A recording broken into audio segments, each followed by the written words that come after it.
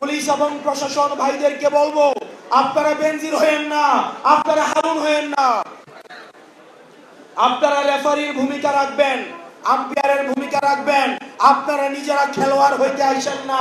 তাহলে জুলাইয়ের জনগণের যেই তীব্র বিক্ষোভ, যেই ক্ষুব্ধ হয়েছিল, সেটি আবার এটির পুনরাবৃত্তি ঘটবে।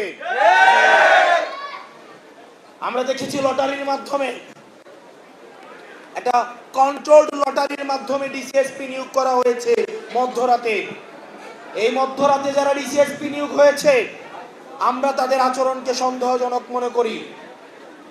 এখনই তারা একটা দলের দলদাস হিসেবে তারা মাঠে আবির্ভূত হতে যাচ্ছে।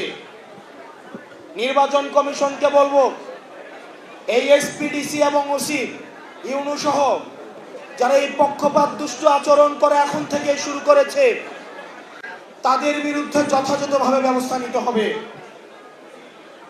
এই বায়াস, এই দলের প্রতি বায়াস প্রশাসন দিয়ে, পুলিশ দিয়ে স্বচ্ছ নির্বাচন কোনোদিনও সম্ভব নয়।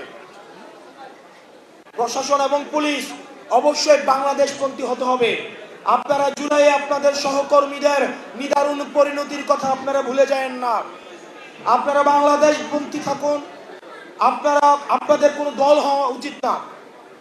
আপনারা বিএনপিরও না, জামাতেরও না, আপনারা কোনো রাজনৈতিক দলের না, এনসিপির না। আপনারা হচ্ছেন বাংলাদেশের। সুতরাং প্রশাসন এবং পুলিশকে বলবো, আপনারা নিরপেক্ষ অবস্থান বজায় রাখুন। অত্যন্ত দুর্ভাগ্যজনক বিষয় হচ্ছে, আমরা দেখতে পাচ্ছি কিছু কিছু জেলায়, কিছু কিছু জায়গায় এসপি এবং ওসিরা বিএনপির পা চাটতে চাটতে তারা ব্যস্ত হয়ে যাচ্ছে।